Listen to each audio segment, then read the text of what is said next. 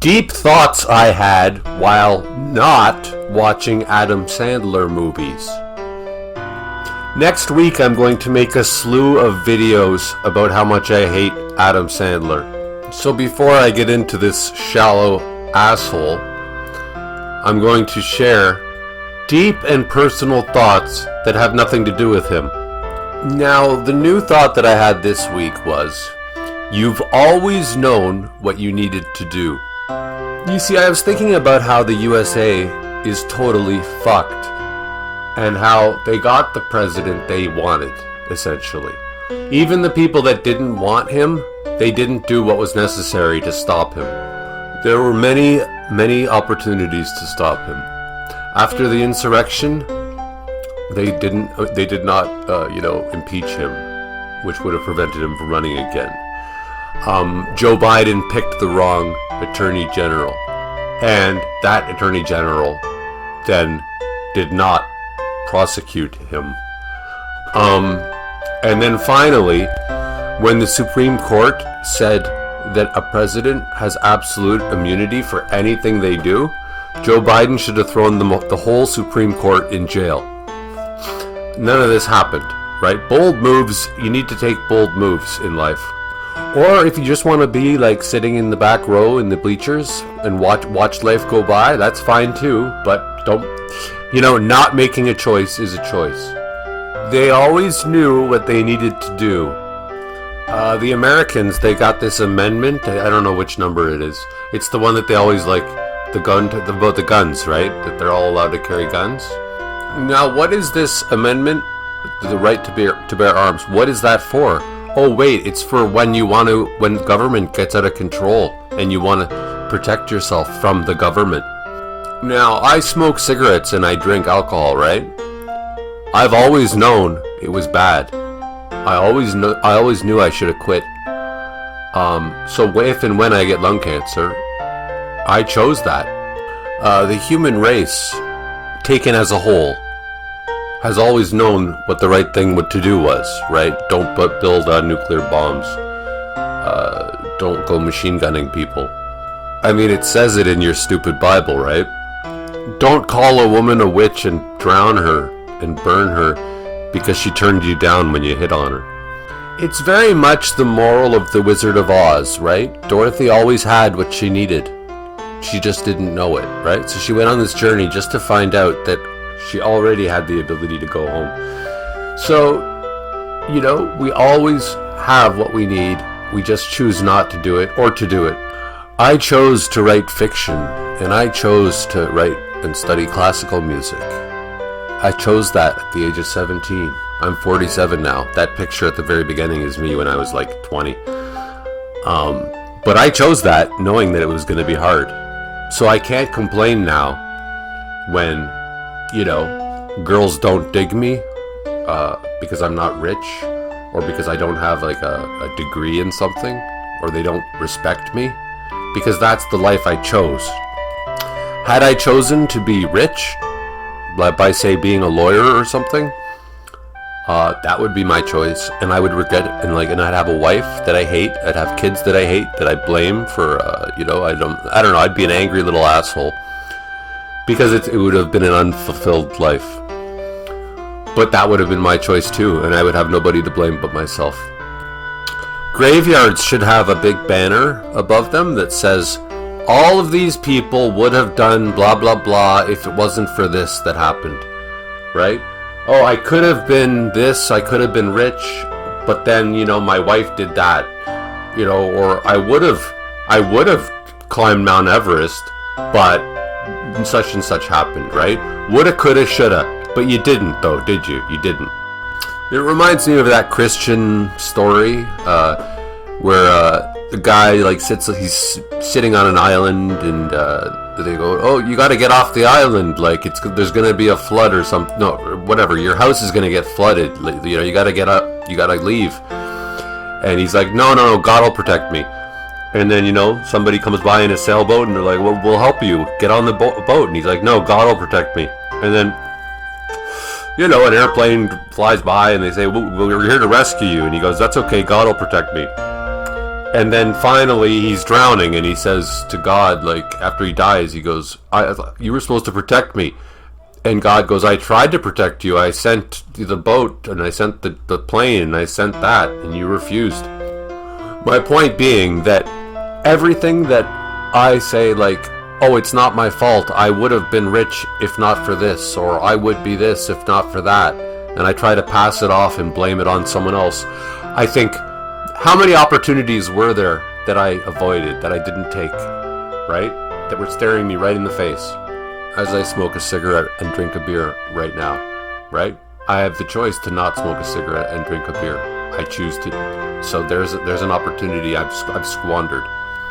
And Adam Sandler, he decided, he chose to become a professional donkey. He had one life to live, and that's what he chose. My next deep thought is, when you're the smartest person in the room and you say that everybody's an idiot, you're telling the truth.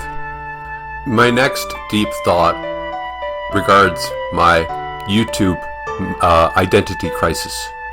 I've written 5 or so fiction books, and I believe I've established my identity as a writer.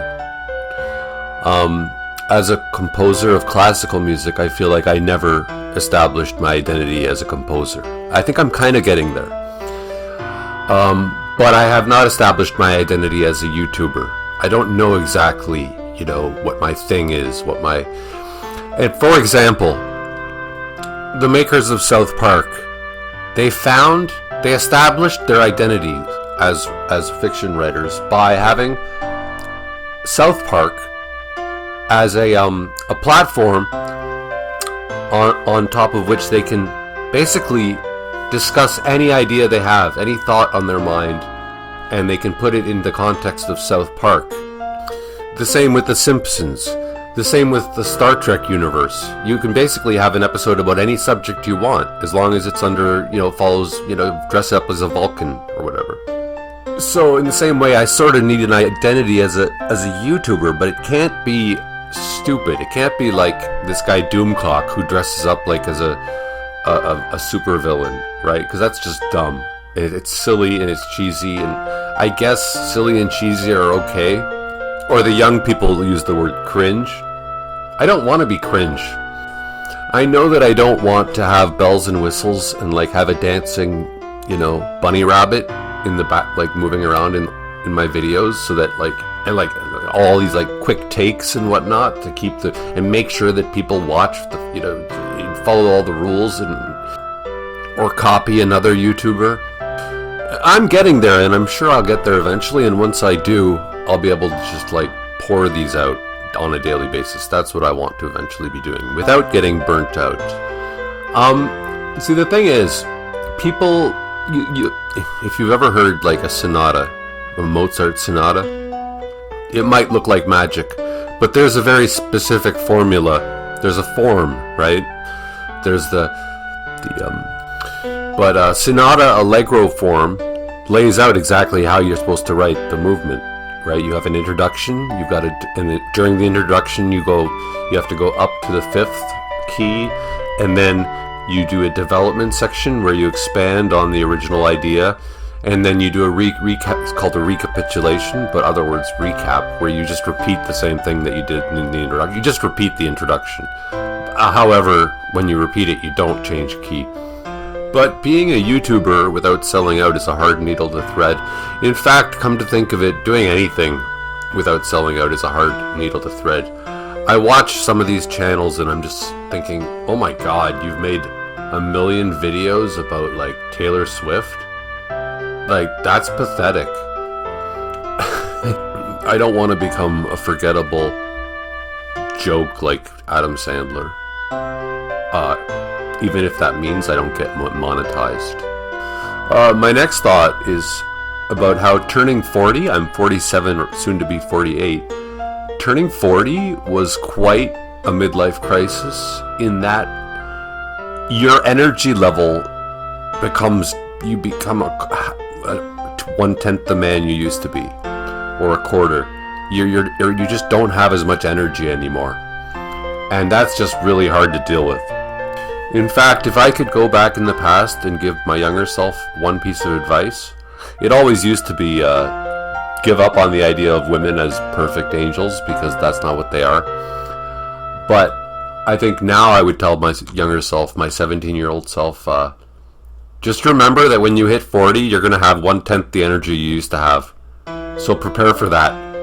You know, like when I was a 17-year-old little young buck, I had so much energy, right? I would just crank out. If I was making YouTube videos when I was 17, I'd be cranking out like 1,000 a day. But now it's just like I have to like, I don't even want to make a fucking video. It's just it's boring. I've got no motivation. Who cares? It's very similar to when I turned 27, because I think something happened to me, and I think something happens to everybody around the age of 27, where suddenly your body isn't just invulnerable anymore. You don't just bounce back from... I used to laugh at the idea of a hangover, but after 27, hangovers became a real thing, where it's like panic attack, kind of thing. Like when I was 17, I remember one time I drank 24 beers in one night, and then did hot knives in the morning, that's hash, and then went to school the next day and had no problem. Oh, how I hate Adam Sandler, and oh, how I'm going to attack him, I think starting next Monday. Now, my next thought is, I am exactly where I want to be and need to be right now. And so are you. What do I mean by that? I mean that if I'm broke, then that's good. That I chose to do that. And there's a famous, I think it's in the Habits of Highly Effective People, they say, money doesn't solve your money problems, it only amplifies them. So if you're bad with $100, then you'd be terrible with $1 billion. So money does not solve your problems, your money problems, it only amplifies them. Now, when I was younger, let's say 17, that's my always go-to age, I wanted nothing more than to be famous. I wanted to be famous so badly, right? And the thing is, the world has changed since I was 17. And fame is not what it used to be. That's the problem.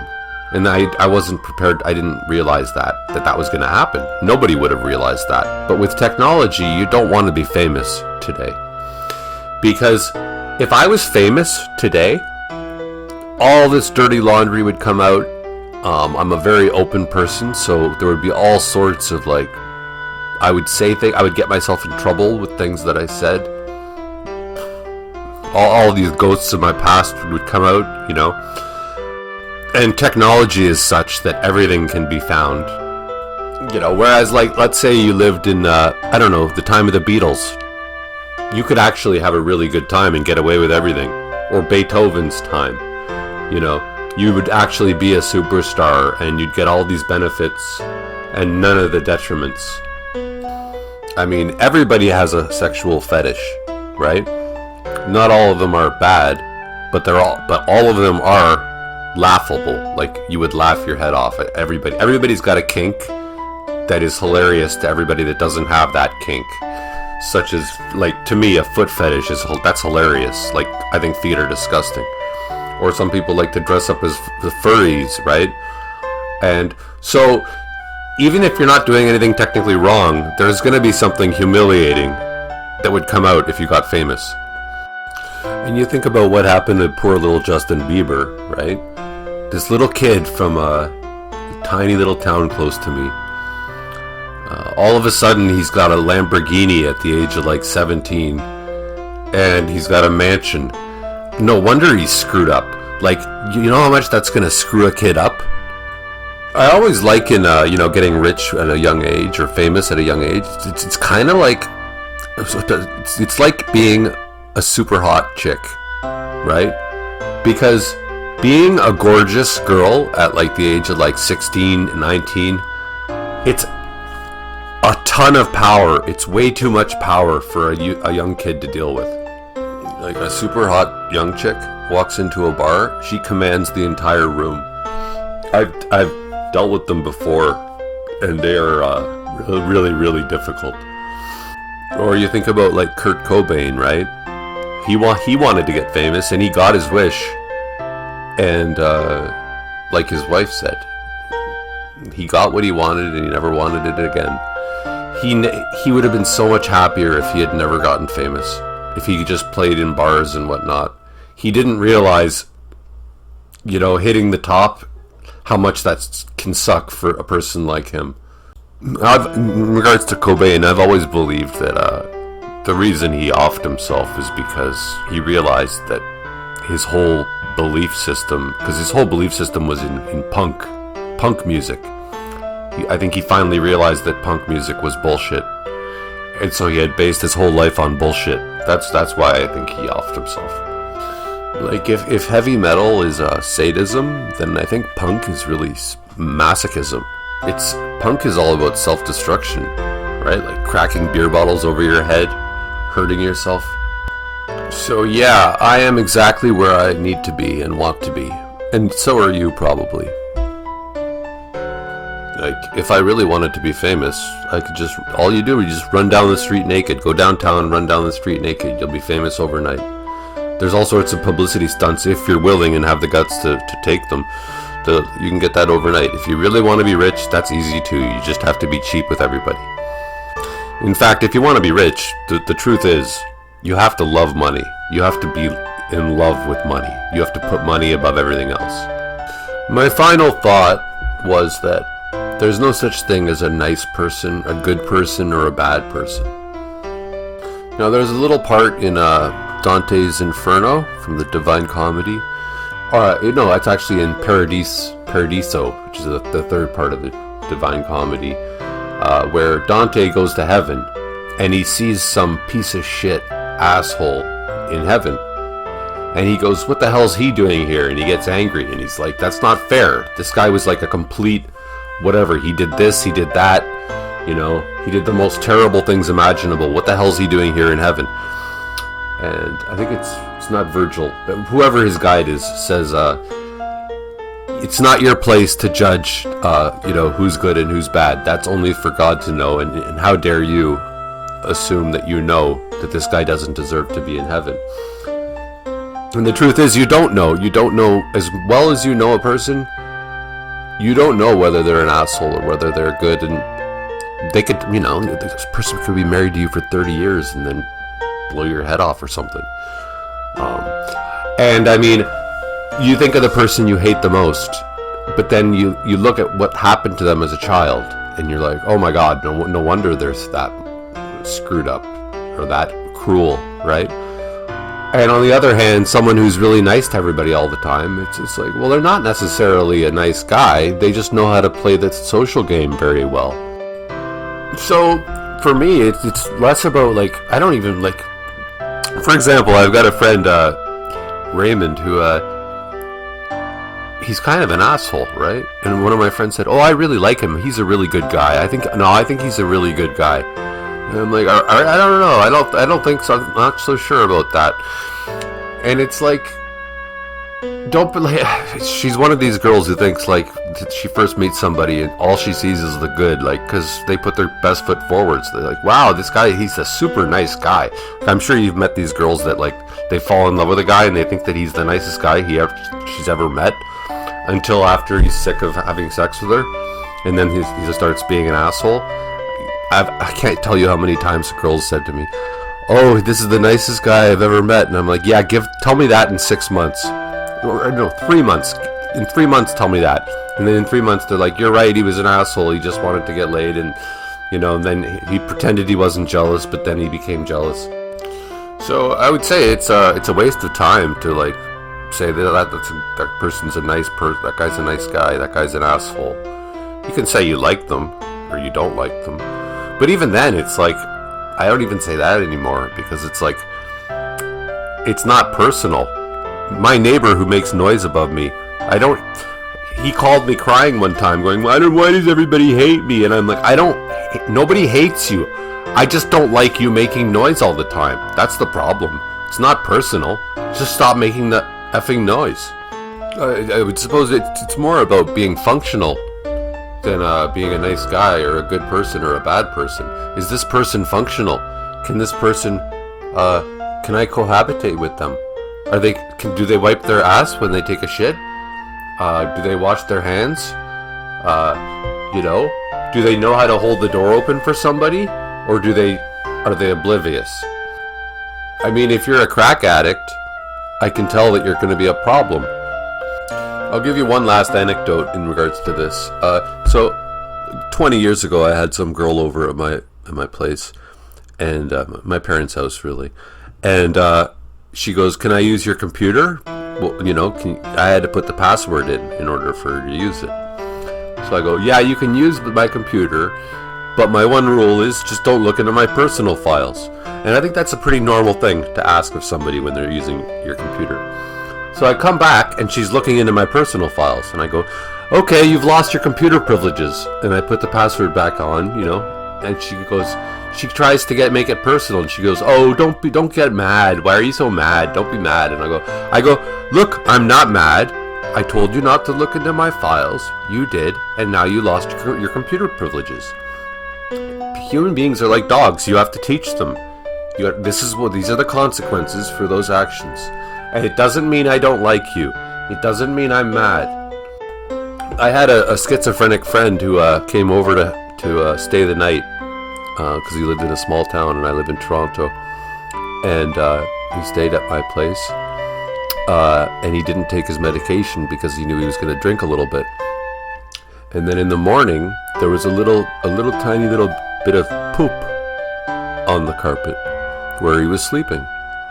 And I says to him, I go, "Hey," and I said his name, and I pointed to it, and I go, "What's that?" And he goes, "Oh, that happens sometimes when I don't take my medication." And I go, "Okay, well, you gotta clean it up, and I have to go right now because I'm just going on a date. I gotta go right now. You gotta clean it up." And he's like, "Okay." And I'm walking with him to the Union Station. That's the main bus station, subway station. It's the center of the subway stations in Toronto. And I'm at Union Station with him, and I'm like, "Okay, Kevin." I almost said his name. Doesn't matter. I go, "Okay, listen. I just want you to know I'm not mad at you, but you can't sleep over again. Like, you'll never be able to sleep over again." And he goes, "Yeah, I understand." It's the same kind of thing as that. It's like, you don't get mad. And you don't call someone an asshole. It's just that you're dysfunctional. You're a cheater or whatever the hell, right? A girl who cheats on you. No, you cheated, so those are the rules. I don't like them any more than you do, but I can't date you anymore. And this kind of goes with there's an old saying I heard where it's like, you don't, let's say you're a boss at a company. You got a janitor, and they do a great job sweeping. You don't say, "Wow, you're the best employee." You say, "You did the best sweeping I have ever said." So you don't praise the person, you praise what they did. And the same with criticizing somebody. You don't say, "You're the worst janitor I've ever seen." You say, "That's the worst sweeping job I've ever seen." And that way they don't take it personally. And in the same way, I'll just come full circle and just say there's no nice people or assholes. You're not an asshole. I cannot put up with you, throwing up on the dancing on the table at their Thanksgiving dinner. That's just unacceptable. Or you're not a nice guy. I really appreciate the fact that you remembered my birthday. Anyhow, those are my deep thoughts as of recent. And please let me know what you think, and if you have any thoughts or follow-up opinions. And then I believe starting next Monday, I'm going to do a whole week every day of Adam Sandler videos. I'm sort of figuring out the structure of it. Okay, have a great day. Thank you.